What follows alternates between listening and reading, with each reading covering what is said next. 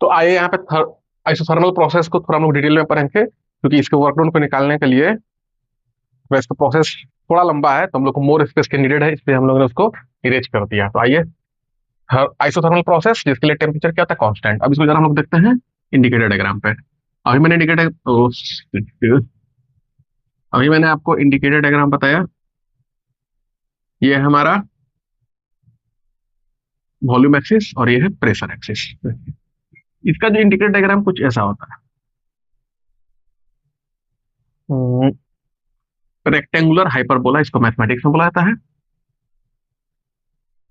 ये ऐसा क्यों आया, इसका जवाब है, ये आ जाएगा आपको कहां से।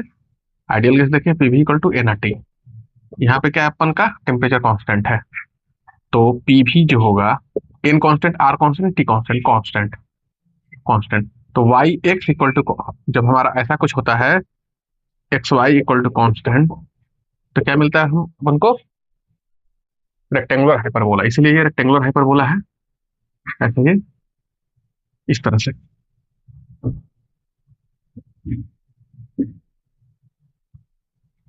ये देखिए, तो पीवी कांस्टेंट, यहाँ पे हम लोग को मिला ये रेक्टेंगुलर हाइपरबोला। इसके पहले हम लोगों ने अपना फर्स्ट लॉ का फॉर्म आइसोकोरिक के लिए नहीं देखा था, तो मैं आपको बता दूं। जस्ट जस्ट 1 मिनट। आइसोकोरिक प्रोसेस, यहाँ पे हम लोगों ने बात की थी, delta Q, delta U plus delta W मान लीजिए। तो वर्क डन क्या है, 0। Delta Q equal to delta U, मतलब आइसोकोरिक प्रोसेस एक ऐसा प्रोसेस है जिसमें जितना भी सिस्टम को हीट सप्लाई किया जाता है, सारा का सारा किस में यूटिलाइज होता है, उसके इंटरनल एनर्जी में। सारी हीट जो है सिस्टम को दी गई, वो सिस्टम के इंटरनल एनर्जी में ही चेंज हो जाती है। उस सिस्टम का इंटरनल एनर्जी, जहाँ तक लोग टेम्परेचर का फंक्शन होता है, तो ये जितना चेंज इन इंटरनल एनर्जी होगा, सारी की सारी एनर्जी में यूटिलाइज होगी, यहाँ पे कोई वर्क डन नहीं होगा, work done already 0। Isochoric process के लिए था फर्स्ट ऑफ थर्मोडायनामिक्स का फॉर्म। आइए बात करते हैं वापस से। एक्चुअली मैं इसको मेंशन कर रहा था, भूल गया था। तो पी भी कांस्टेंट, तो पी और भी ये है कांस्टेंट, तो इसके अकॉर्डिंग हमारा इंडिकेटर डायग्राम मिल गया, इसको हम लोग समझ लिया। अब देखिए यहाँ पे,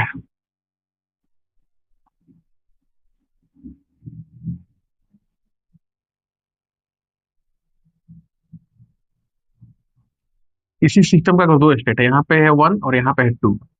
यहाँ पे प्रेशर वॉल्यूम क्या है, P1 V1, और यहाँ पे क्या है, मतलब सब लिख सकते हैं इसको, V1 P1, और यहाँ पे क्या है, V2 P2। फिर यहाँ पे क्या लिखेंगे अपन, P1 V1 equal to P2 V2। ये P1 V1 equal to P2 V2, ये लिख सकते हैं। दो स्टेट है इसी का, दो स्टेट है, इनिशियल और फाइनल, जो भी बोल सकते हैं, यहाँ पे इंटरमीडिएट भी हो सकता है। अब आइए फर्स्ट लॉ का फॉर्म देख लेते हैं यहाँ पे, बट उसके लिए हम लोग क्या निकालना होगा, वर्क डन। तो यहाँ पे ये थोड़ा इंपॉर्टेंट है।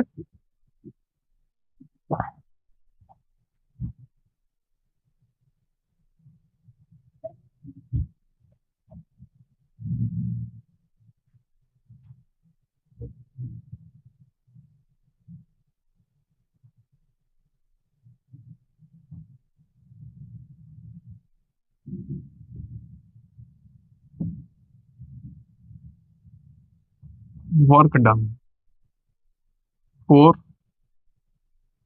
Isothermal process. चलिए, तो अब इस कर्व का हम लोग को वर्क डन निकालना है। एक लाइन यहाँ से हम लोग एक्सिस, ये आगे हम लोग जब इंडिकेटर डायग्राम में कैसे वर्क डन निकालते हैं वहां देखेंगे, तो ऑलरेडी यहाँ से भी हम लोग समझ, ये हेल्प करेगा हम लोग को। यहाँ पे मान लीजिए वॉल्यूम की वैल्यू है V1 और यहाँ पे हो गया V2। इनिशियल वॉल्यूम V1 था और V2 है, वॉल्यूम बढ़ रहा है, ओके, एंड प्रेशर डिक्रीज हो रहा है, ठीक है। तो ये हम लोग को क्या करना है, हम लोग एक इसका छोटा सा, इस वर्कडन का एक छोटा सा हिस्सा लेंगे। ये छोटा सा क्वांटिटी यहाँ पे हम लोग कंसिडर करना है, एलिमेंट ऑफ द वर्कडन। ये टोटल वर्कडन यहाँ से यहाँ तक है, ये टोटल एरिया। और मैं एक बात और बता दूं, इंडिकेटर डायग्राम में पीवी जो प्रोसेस दिया हुआ है, जो ऑलरेडी डिफाइन है, ए बी जैसा भी मान लीजिए यहाँ पे ये बी है, तो वो वॉल्यूम एक्सिस से नीचे, वॉल्यूम एक्सिस से उसके जो एंड पॉइंट्स हैं वहां से हम लोग लाइन ड्रॉ करते हैं परपेंडिकुलर, वो कितना एरिया फॉर्म करता है वो होता है हमारा रिक्वायर्ड वर्क डन। तो देखिए यहाँ पे इसके इन ए और बी इन पॉइंट्स है, यहाँ पे ए, इससे हम लोग परपेंडिकुलर यहाँ पे ड्रॉप किया, यहाँ से भी ड्रॉप किया, और ये पूरा कितना एरिया फॉर्म कर रहा है, दिस वन सी और वर्क डन, मतलब area under PV, PV diagram, PV curve, whatever gives area, gives work done for that process, for that process which is already mention.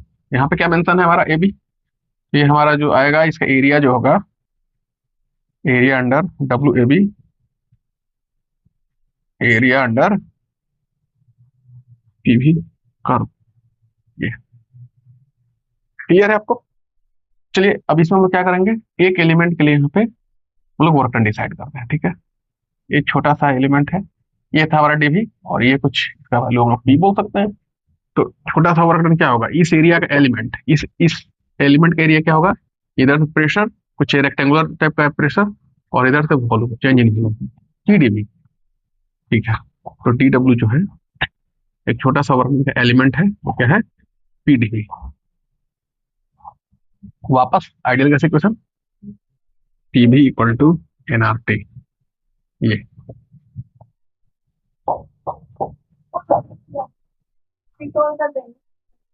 तो ये देखो आप, आपको जब टोटल वर्क डन चाहिए मतलब प्रोसेस के लिए, इसको ध्यान से देखने की जरूरत है, बहुत आसान। And I hope I am the one, मैं वैसा हूं जो इसको काफी इजीली बता रहा हूँ आपको, शायद ही कोई ऐसा कोई बताए।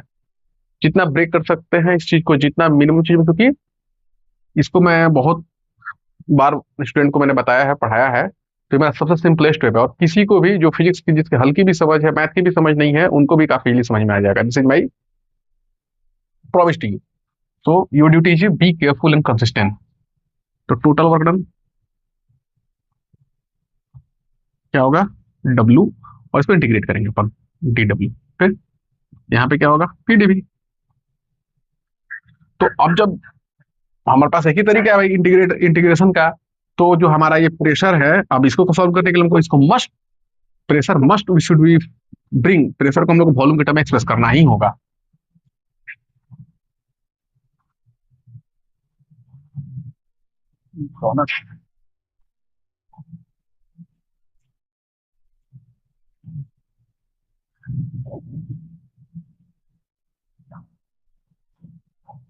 देखिए यहाँ से, तो प्रेशर को हम लोग को वॉल्यूम के टर्म में एक्सप्रेस करना है, तो प्रेशर को क्या लिखते हैं हम लोग, एनआरटी बाई वी। तो ये आया पी का वैल्यू। अब यहाँ पे पी का वैल्यू हम इसको पुट कर सकते हैं, पी कितना होगा, NRT by V into DV, further इसको लिख सकते हैं एनआरटी डीवी बाई वी। अब देखने की जरूरत है इसमें क्या कांस्टेंट है, n represent number of moles, already constant, R universal का constant, already constant, T temperature, and T remains constant for the process isothermal process. तो ये तीनों हमारे इंटीग्रेशन से बाहर आ जाएंगे, एनआरटी, और काफी इजीली हम लोग इसको इंटीग्रेट करते हैं, डीवी बाई भी। अब वो लिमिट ले सकते हैं, we want to be to कुछ भी होता we I what question give they, या हो सके यहाँ पे तो वॉल्यूम की जो कुछ एरोज इंडिकेटर का जो डायग्राम का जो ये एरो इधर हो, वॉल्यूम डिक्रीज हो, तो हमारे मैंने नहीं रखता है, उस केस में हमारा ये इनिशियल होगा, ये फाइनल होगा, वो हमारा लिमिट चेंज कर लेंगे, NRT. You are familiar with this type of integration, ऐसा dx बाई एक्स, इसको हम लोग लिखते हैं लॉग एक्स, लॉग या नेचुरल लॉग है, तो ये हो जाएगा एल एन, मैं नेचुरल लिख कर देखा हूँ इसको, लॉग बस 10 नहीं है, लॉग बस ई है, ये हो जाएगा, इसलिए यहाँ पे एल एन बस लिखते हैं, तो यहाँ पे लिखने की मुझे जरूरत नहीं है, एल एन भी, ओके। और हमारा कहाँ से है, V1 टू V2, ये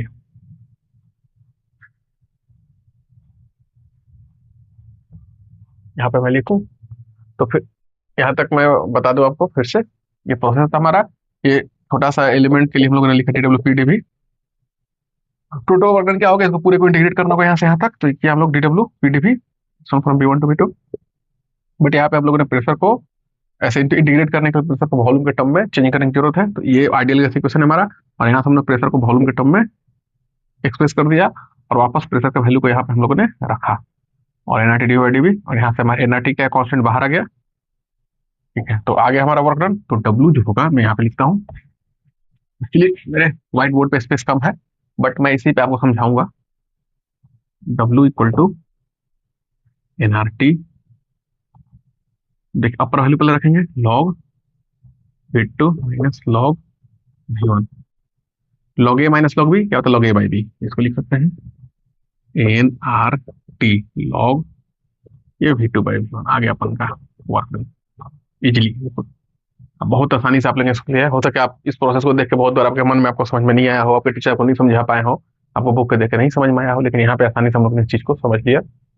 इसी तरह से आगे हम लोग एडियाबिलिटी को भी बहुत आसानी से, और मेरा जितने भी टीचर और जितने भी बुक में लिखा हो सबसे मेरा मेथड इजी होगा, और अगर नहीं होगा तो मैं फीस पढ़ना छोड़ दूंगा पक्का, क्योंकि इनमें मैंने टाइम दिया, इन चीज को मैंने स्टूडेंट से काफी डिस्कस किया है, और मैंने ऐसे तरीके बनाए हैं ऑलरेडी जो सबसे इजीएस्ट तरीका हो स्टूडेंट को समझने के लिए। तो मैं यहाँ पे डिस्कस फिजिक्स जरूर करता हूँ, लेकिन मैं सबसे आसान फिजिक्स डिस्कस करता हूँ, फिजिक्स को इजीएस्ट तरीके से, कि ये हर स्टूडेंट बेसिकली फिजिक्स को लेकर स्टूडेंट के मन में ऐसा होता है कि वो फिजिक्स को अच्छे से नहीं समझ पाते हैं, डाउट होता है, बट मेरा मानना है कि ये टीचर की ही कमी है कि टीचर कैसे पढ़ाते हैं स्टूडेंट को। अगर टीचर अच्छे से बताए, अच्छे से समझाएं, और अगर स्टूडेंट ध्यान दे, तो कोई इस कारण ही नहीं है कि फिजिक्स में अच्छा स्कोर नहीं हो, अच्छे मार्क्स नहीं आए, whether it is JEE NEET plus two whatever 11th। चलिए, तो ये हमारा प्रोसेस आ गया, ये हमारा वर्किंग का एक्सप्रेशन आ गया।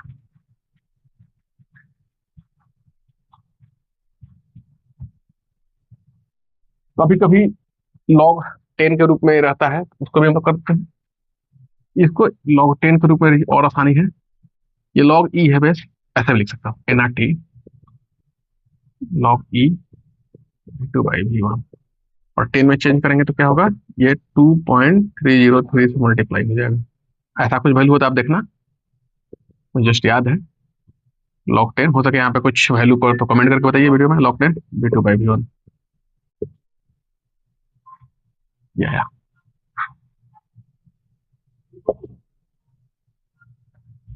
Four.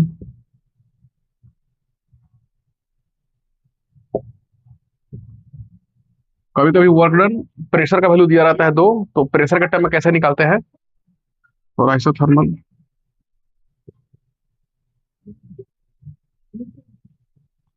P1 equal to P2 V2, ये हम लोगों ने पढ़ा P1 इक्वल टू P2। यहाँ से क्या होगा, V1 by V2 P2 by P1। तो देखिए ये रेशियो जो V1 बाई मतलब okay V2 by V1, so you can write it P1 by P2। तो जब आपको प्रेशर के टर्म्स में इसको कैसे रिप्रेजेंट करेंगे भी हम लोग देख सकते हैं, तो यह एक्सप्रेशन, तो यहाँ पे हम लोग इसको लिख सकते हैं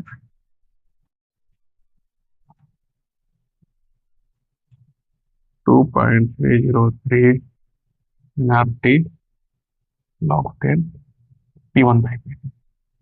बेसिकली हम लोग लॉग ई पे ही यूज करते हैं। तो ये सारे फॉर्म जो भी हो सकते हैं पॉसिबल वर्क डन के थर्मल प्रोसेस को, काफी डिटेल में हम लोगों ने इसको बहुत टाइम देकर इसको हम लोगों ने देखा।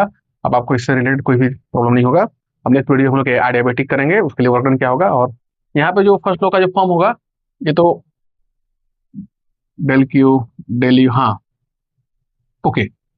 अब इसको भी मैं डिस्कस कर ही लेता हूँ, एक छोटा सा पार्ट छूट जाएगा हमारा, तो फिर क्यों छोड़े इसको। अभी तक आप लोगों ने सब कुछ देख लिया, भाई देखते हैं फर्स्ट लॉ पे क्या फर्क पड़ेगा अगर हमारे आइसोथर्मल प्रोसेस के लिए फर्स्ट लॉ क्या फॉर्म होगा। तो फर्स्ट लॉ क्या है, del Q del U plus del W. U जो होता है इंटरनल एनर्जी, ये टेम्परेचर का फंक्शन है, ठीक है। तो जब हम लोग बात कर रहे हैं आइसोथर्मल प्रोसेस की, जिस प्रोसेस में अपना टेम्परेचर क्या होता है, कांस्टेंट होता है, ठीक है। तो चेंज इन टेम्परेचर क्या होगा, जीरो। तो इंटरनल एनर्जी तो बढ़ेगी ही नहीं, ये टेम्परेचर का फंक्शन है, और टेम्परेचर क्या है, कांस्टेंट है, तो डेल यू क्या होगा, वो फाइनल टेम्परेचर है, मान लीजिए T2 और T1। तो T2 equal to T1 that's equal to T, तो हमारा U T minus U T that's equal to zero. तो डेल यू क्या होता है, जीरो, किसके लिए, आइसोथर्मल प्रोसेस के लिए। तो अभी हमारा ये फॉर्म क्या हो जाएगा, जीरो प्लस डेल डब्ल्यू। तो जितना भी हीट होगा सारा का सारा वर्क डन में यूटिलाइज हो जाएगा।